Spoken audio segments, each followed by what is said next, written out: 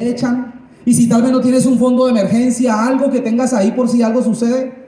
¿Qué nos pasó en la pandemia? La mayoría, todo el mundo encerrado en la casa sin producir, muchos tal vez no teníamos un fondo de emergencia. ¿Y qué pasó con mucha gente? Endeudada, emproblemada. Entonces mire cómo la Biblia nos da consejos totalmente claros, pero es muy triste que solamente el 4% entienda que la Biblia tiene consejos financieros. Mire la tercera, el 98% de cristianos en Latinoamérica aseguran que en sus iglesias no se les enseña de finanzas. Y como pastor, lo voy a decir, y con mucho amor se lo digo, hemos reducido a hablar de finanzas a diezmos y ofrendas. Y eso es un error, porque para hablar de finanzas hay muchas otras cosas de qué hablar. Entendemos que son los principios fundamentales y tenemos que enseñarlos. Pero cuando yo le enseño a mi iglesia de finanzas, tengo que enseñarle inteligencia emocional, porque el 80% de las compras que yo hago son emocionales. Si yo no aprendo a manejar mi emoción, voy a vivir endeudado. Uy, es que me gustaban los zapatos. Dios mío, no, métale un tarjetazo a eso. Y raye esa tarjeta, y raye esa tarjeta. Porque somos emocionales, es nuestra naturaleza. Entonces es impresionante como mucha gente solamente, y mire, y se lo digo con todo el amor, y aquí está el pastor José que me acompaña en algunos entrenamientos. La mayoría de personas cuando termina el entrenamiento me dicen: pastor, en mi iglesia solo me hablan de finanzas, qué hacer con el 10, pero no me han enseñado qué hacer con el 90. No me han dado consejos. Y sabe, a mí me duele, porque mucha gente, mis amados, se acerca a decirme: pastor, hice un préstamo de 30 millones y lo invertí en algo que resultó una pirámide. Y yo siento responsabilidad como pastor, porque yo como pastor debo enseñarle a la gente que Dios me entregó a manejar las finanzas y a tener la mayordomía correcta. Yo siento responsabilidad con eso y me duele que la gente me diga: mire, pastor, no sé qué hacer, tengo una cuota mensual, mis finanzas están patas arriba, porque es nuestra responsabilidad. Pero ¿sabe algo? He entendido que hay muchos pastores, tal vez no están aquí, ojalá que no, que les da miedo hablar de diezmos, de ofrendas, de principios financieros. ¿Por qué? Porque sabemos que afuera atacan mucho el diezmo, ¿verdad? Pero yo quiero decirle algo, mi amado pastor: si usted no le habla a su iglesia de los principios financieros, usted le está haciendo un daño. Usted los está robando, usted no le está permitiendo tener la bendición. Y lo más terrible de todo, mis amados, si usted no educa a la iglesia que Dios le entregó, el diablo la va a adoctrinar afuera. ¿Sabe cómo se la va a adoctrinar? No diezme, esos pastores son unos ladrones, se gastan la plata. ¿Es así o no? Porque lo que yo no hago, el diablo sí lo hace afuera. El diablo no pierde tiempo de hablar de ese tipo de cosas. Y me encuentro cantidad de pastores que les da miedo del altar hablar de eso. Les da miedo, ¿qué van a decir? ¿Qué va a pensar la gente? Estuve trabajando con un pastor y me dijo: el domingo voy a predicar acerca de finanzas. Yo le dije: listo, yo voy a estar atrás para mirar cómo te va. Y cuando el pastor empezó a predicar, dio vueltas para entrar a hablar de finanzas. Y cuando empezó, dijo esto: yo voy a hablar de algo que yo sé que no a todo el mundo le gusta. Y yo después le dije: paz, desde ahí empezaste mal, porque programaste el cerebro a que la gente diga: ¿con qué ir a salir? Le dije: ¿por qué no cambiar la narrativa? Te voy a hablar de algo que te va a cambiar la vida. Te voy a hablar de algo que va a mejorar tus finanzas. Es totalmente diferente, ¿verdad? Entonces mire cómo nos falta educarnos en este tipo de principios. Y esta es la más grave: entre el 10 y el 20% de las iglesias en Latinoamérica están cerrando sus puertas por problemas económicos. Puede que no le pase a usted, ojalá que no, pero hay muchos pastores que terminan el servicio y no tienen con qué darle de comer a sus hijos. Hay muchos pastores que no tienen cómo comprarle zapatos a sus hijos. Ahora yo pregunto: ¿será que es la voluntad de Dios que eso pase? Es una problemática que a veces nosotros no la vemos, pero cuando uno va tal vez a lugares más rurales y a otro tipo de iglesia, se da cuenta de la necesidad que los pastores pasan. Y yo siempre le digo a la gente: mire, si usted quiere bendecir a alguien, bendiga una familia pastoral, que usted sepa que esté pasando necesidad, porque es gente que está haciendo la obra de Dios, que por X o Y motivo tal vez no han podido organizar sus finanzas como debe ser, pero son gente que está ahí haciendo el ministerio. Y yo le pregunto a usted: si la Biblia dice que la voluntad de Dios es buena, agradable y perfecta, ¿qué hay de bueno, agradable y perfecto en que un pastor aguante hambre? ¿Sabe cuántos pastores tiran la toalla en el ministerio porque sienten que económicamente no pueden? Y ahí partimos desde otro punto, y es que muchos pastores necesitamos restaurar la confianza en Dios como nuestro proveedor y entender que la iglesia no es mía. ¿De quién es la iglesia? La iglesia es de Él. Y se lo digo porque eso me pasó en el ministerio. Yo empezaba a orar, Señor, trae los recursos, y cuando no llegaban, ¿sabe qué hacía yo? Salía a correr a los líderes, muchachos, hay que pagar el arrendo, son 4 millones, ¿qué hacemos? No, pastor, yo presto 1 millón. No, pastor, yo por ahí me consigo 2 millones. Yo le pregunto, ¿usted cree que eso es testimonio? Para hacer el cuento más corto, eso me llevó a perder gente en la iglesia, me llevó a tener mal testimonio, eso se volvió un caos, porque eso no es lo correcto. Pero todas estas cosas pasan, y voy avanzando, por favor, la otra diapositiva. Mira este versículo, Lucas 16:10. Entonces, si no son confiables con las riquezas mundanas, ¿quién les confiará las verdaderas riquezas del cielo? Y ahí me atrevería a decir que antes de Dios entregarte algo, está pendiente de ver cómo manejas las riquezas mundanas, cómo manejas tu dinero. ¿Eres honesto? ¿Eres honrado? ¿Eres transparente? Todos sabemos aquí lo que se requiere para ser pastor o para ser obispo, ¿verdad? ¿Qué dice? Que tenga su casa en sujeción, que sea esposo de una sola mujer. Pero todo eso tiene que ver también con ser un proveedor en la casa, con ser ejemplo en el manejo del dinero. Lo que pasa es que tal vez en el seminario, en la universidad, cuando lo preparan a uno como pastor, le enseñan de exegética, homilética y una cantidad de cosas, pero tal vez nos enseñan, bueno, cómo realmente manejamos las finanzas. Porque yo le digo algo, si usted como pastor no maneja bien sus finanzas, no va a manejar bien las finanzas de la iglesia. Mire, y se lo digo porque yo soy pastor y sé de qué le estoy hablando. Sé lo que pasa con un pastor. Yo no estoy hablando aquí improvisando, es que lo leí, no, yo lo viví. Si usted no maneja bien sus finanzas, de ahí para allá va a tener problemas. Y ese versículo es clave y es poderoso. La que sigue, por favor. Punto número 1, Dios te da conforme a tu capacidad. ¿Cómo te da Dios?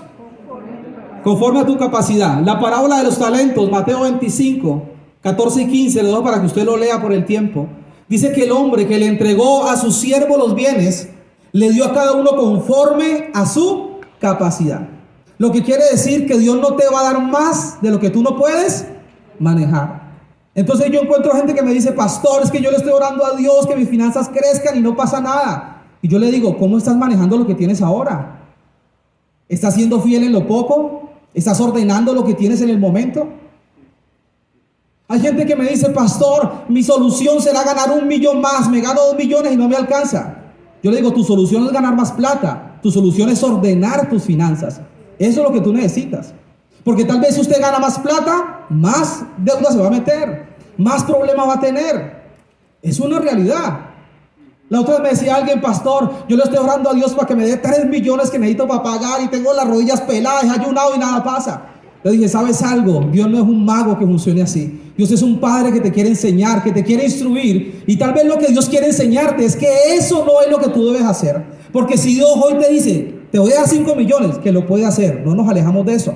Pero si tal vez Dios te dice, te voy a dar 5 millones para que pagues, el otro mes usted viene a pedir 10. ¿Es así o no?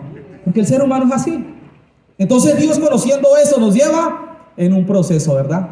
En un proceso de orden. Y esta palabra dice que a uno le entregó un talento, a otro le entregó y a otro 5 talentos, ¿verdad? ¿Y saben qué dice la palabra? Que un talento era la medida monetaria más alta en aquel entonces. Si lo traemos ahora a la plata colombiana, un talento son más o menos 230 millones de pesos. ¿Qué tal? Imagina el que le dieron 5, ¿cuánto le dieron? Creo que un poco más en dólares, ¿de cuánto? $300,000, más o menos. Por ahí. ¿Era dinero o no?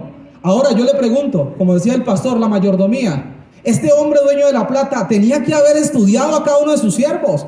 Y este puede con 1, este puede con 2, este más avispadito, este hasta con 5 puede, ¿verdad? Lo mismo pasa con Dios y nosotros. Dios no te va a dar si lo que tú tienes hoy no lo manejas de manera correcta. Mucha gente menosprecia lo poco. No, es que voy a administrar 1 millón. Mi hermano, ese millón en las manos de Dios, si bien ordenado, le va a alcanzar y tal vez hasta le va a sobrar. Y Dios va a decir, no, este muchacho sabe qué hacer, voy a darle un poco más. Es una realidad. La otra vez, mire, yo atiendo en mi oficina pastores que tienen situaciones con la iglesia. Y estaba atendiendo un pastor y le dije, vamos a ver el presupuesto, ¿cómo está? Cuando llegué a mirar el presupuesto de la iglesia, me sorprendí porque habían como 6 ítems ahí. pago cuota de parlantes, pago cuota de piano, pago cuota de no sé qué, cuota. Y yo le dije, ¿y el Dios que tú tienes no te puede dar para comprarte un piano a la plata? ¿Y el Dios que tú tienes no puede darte para comprarte una cabina de 800 a la plata? Pero esto es también un problema de cultura, porque nos hemos acostumbrado a la cultura de la deuda, ¿cierto? No, si me lo fían, yo lo compro. Entonces a mes tenía 6 cosas que pagar y yo digo, ¿cómo le va a alcanzar la plata? Entonces yo le preguntaba, ¿está siendo buen administrador o mal administrador? No, pues. Le dije, si vas a comprar una cabina de 800,000 pesos, pues hacete una planeación. Bueno, voy a tratar de reunir 200,000 pesos mensuales, voy a hacer actividades y en 4 meses la compro y no estoy pagando intereses por el resto o tal vez por mucho tiempo. ¿Es así o no, Paz? Pero ¿qué pasa con el ser humano? Queremos lo que llama la gratificación inmediata. No, yo todo lo quiero ya. No, esa cabina yo la quiero ya, si no la tengo hoy. ¿Por qué? Porque nos movemos en un tema emocional. La próxima, por favor. El orden activa la multiplicación. Génesis capítulo 1, versículos 6 al 13, para que usted lo lea. Todos lo conocemos. Habla de cómo la tierra estaba desordenada y vacía. El Espíritu Santo se movía ordenando muchas cosas. Pero puntualmente me llama la atención que dice que Dios empezó a separar el firmamento de las aguas. Dijo que las aguas se separaran de la tierra seca como tal, y cuando tenía todo ya ordenado, vino la palabra de multiplicación. Si usted lo lee en Génesis, Dios empieza a decir que la tierra produzca árboles que den fruto, que den semilla, que las aguas produzcan peces, que los aves vuelen por el firmamento y que las lumbreras estén en el cielo. Ahora yo le pregunto, ¿usted imagina en el caos que estaba la tierra que Dios hubiera multiplicado eso? Hoy viéramos peces volando tal vez, o árboles por allá, no sé en qué lugar. Entonces a veces nuestras finanzas y las de la iglesia están así y seguimos orando para que Dios multiplique. Cuando tal vez usted está diciendo, tómate un tiempo y ordena, acomoda tus finanzas. Y ahorita les vamos a enseñar cómo hacerlo, porque aquí la autora tiene los temas puntuales. Pero ¿sabe algo? Es el llamado que Dios nos está haciendo al orden. Cuando yo empecé a trabajar el tema del orden, me di cuenta que la plata sí me alcanzaba. El problema era que yo no sabía controlarla. No llevaba un presupuesto, un control de gastos, una planificación, no llevaba nada. Entonces yo me echaba al bolsillo 200,000 y cuando llegaba a la casa tenía 20,000. Ahí se ríen, ¿cierto que le pasa a uno? Y usted empieza, ¿en qué me los gasté? ¿Era que los boté? Y empieza uno a botar corriente. Porque no llevamos un registro de los gastos hormiga, cafecito, botellitas de agua, cositas así. Cuando usted menos piensa, eso se le sube. Usted se va a sorprender ahora que le enseñen acerca del control de gastos y todo eso, lo que va a pasar. Cuando yo hice ese ejercicio la primera semana, yo dije, uy, no puede ser. Una cantidad de plata comiendo afuera, tomando agua afuera. Dios mío, toda esa plata. Porque uno no lo ve, porque como usted gasta a diario no lleva registro. Pero cuando usted suma eso, les aseguro que usted se va a dar cuenta ahí en qué usted está botando el dinero. Porque hay muchas cosas en las que usted lo puede ahorrar. Y tal vez eso unirlo a un fondo de emergencia o muchas cosas así. La tercera, ya para ir finalizando, todo lo que necesitas para prosperar está dentro de ti. ¿Qué tenemos dentro de nosotros? El Espíritu Santo, que es lo primero. La manera de prosperar es a través de los principios que Dios estableció en la palabra. O sea, no hay otra cosa. A usted le pueden decir, mire, es que la empresa no sé qué, no. Si Dios no le da la gracia, el favor, la sabiduría y todo, usted no va a poder avanzar. ¿Es así o no? Es una realidad. Segunda de Reyes capítulo 4 habla del pasaje de la viuda que Eliseo le multiplicó el aceite. ¿Cuántos han leído esa historia, verdad? Me llama la atención varias cosas de ese pasaje para ir rápido. Dice que ella fue y le habló al profeta y le dijo, mi esposo era un profeta, tal vez usado, reconocido, ungido, que predicaba, pero vivía endeudado. Tremendo eso, ¿verdad? O sea, ungido, pero pobre. ¿Qué tal eso? En el año que yo me convertí por allá, hace 22 años, le decían, no, eso. No, usted, así sea pobre, pero que sea ungido. Entonces usted se bajaba ungido del altar y no hay para la comida, Señor. ¿Qué vamos a hacer? No hay para el transporte, eche pata. Porque se pensaba que el dinero y lo espiritual no iban de la mano. Porque a mí me enseñaron que el dinero era malo, dañaba a la gente, era sucio, era del diablo. Y yo quiero decirles algo. Yo he buscado en la Biblia dónde dice que el dinero es malo y no lo he encontrado. ¿Sabe qué dice la Biblia? El amor al dinero es malo. Eso es otra cosa. El hacer del dinero mi Dios, eso es otra cosa. Pero el dinero lo necesitamos. Amados, si usted va a hacer una campaña, si usted va a sacar tratados, usted no vaya a la litografía y decir, vea, yo voy a orar y deme 1000 tratados. No, usted tiene que sacar la platica, ¿verdad? ¿Es así o no? Las finanzas hacen parte. Mire, el diablo sabe esto y por eso ataca las finanzas de la iglesia. Porque sabe que una iglesia sin finanzas no puede avanzar. Es una realidad. Y Dios nos está llamando a que, bueno, Señor, si yo quiero más, necesito ordenar lo que tengo. Necesito agradecer por lo que tengo. ¿A cuánta gente le llega el sueldo y no, esta miserableza, esto no alcanza para nada, mire? ¿Ha escuchado usted gente así? En vez de decir, Señor, gracias por lo que tengo, porque tú vas a multiplicar, Señor, lo que tengo aquí. Gracias, Señor, porque sé que hoy tengo 1 millón, pero mañana tendré 2, tú me llevarás de más. Amén. ¿Es así o no? Entonces es importante que hagamos nosotros eso. Le quiero contar un testimonio antes de terminar. En uno de los entrenamientos que hacemos, yo le aconsejo a los pastores, invierta en un refrigerio y haga reunión de empresarios. Llame a los empresarios, los que tienen negocios pequeños, los emprendedores, los que quieren empezar un negocio. Reúnalos y háblenle de la palabra del Señor. Mire, si la gente es bendecida, la iglesia será bendecida. Si la gente es bendecida, las familias serán bendecidas. Hagámoslo, reunamos los empresarios, démosles una palabra del Señor, mostrémosles cómo a través de la Biblia pueden llevar su negocio a otro nivel. Pero lo más impresionante, muéstrenle cómo a través de la Biblia de su negocio puede convertirse en un ganador de almas.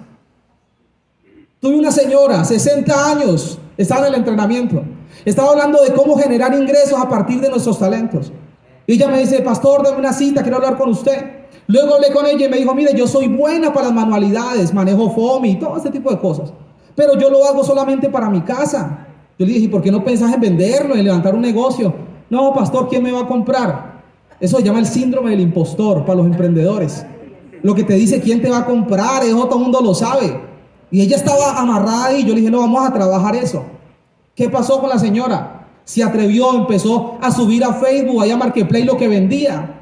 Le dije yo, ofrezca enseñar a la gente y cóbrele una cuota económica. Pues para sorpresa, la gente empezó a llegar y ella cogió un saloncito y eran ya 10, 15 mujeres queriendo aprender algo que les podía generar ingresos. Empezó a enseñarle, luego montó su negocio donde les vendía a ellas mismas el FOMI y los productos. Una mujer de 60 años que pensaba que no podía. Pero lo más impresionante es que esta mujer llegaba a la gente que llegaba, las mujeres no conocían de Dios. Y ella antes de empezar oraba y compartía una reflexión. Oh sorpresa, cuando esas mujeres que no conocían del Señor empiezan a ir a la iglesia con ella, empiezan a llevar sus hijos, empiezan a llevar sus esposos. ¿Por qué? Porque desde donde yo estoy, yo tengo que ganar, tengo que usar mi negocio para ganar. Si soy abogado, ingeniero, donde esté, desde ahí yo necesito ser luz. Pero necesitamos llevar a la gente a ese tipo de mentalidad, para que la gente pueda entender que realmente Dios sí quiere bendecirnos, que Dios tiene un plan para nuestras finanzas. Mire, la Biblia dice que Jesús vino a la tierra, pero no vino desamparado. ¿Por qué cree usted que se peleaba la túnica de Jesús? ¿Porque valía cualquier 3 pesos? No. Habían mujeres que eran esposas de hombres muy adinerados que sostenían el ministerio de Jesús. Había gente que le aportaba al ministerio. O sea, Dios le envió a cumplir una misión, pero le envió la provisión. Dios no te envía solo. Hay un plan de Dios para nuestras finanzas. Amén. Y quiero terminar con este versículo para dejarlo de reflexión ya. La próxima, por favor. Proverbios 21:20. El sabio tiene en su casa aceite. ¿Qué tipifica el aceite? La unción del Espíritu Santo. Es lo primero. La presencia de Dios. Pero mire lo que sigue. Provisiones. Pero el tonto solo sabe gastarlas. 2 cosas que van de la mano. La presencia de Dios y una buena economía. Para la gente que dice, usted no se mira cómo la gente me tira piedras. No, es que no, el dinero no va de la mano con lo espiritual. Una cantidad de cosas. Pero miren, un versículo, no me lo estoy inventando. En la casa del sabio, 2 cosas deben haber: aceite y provisiones. Amén. Dios le bendiga. Le ese aplauso al Señor, por favor. Amén.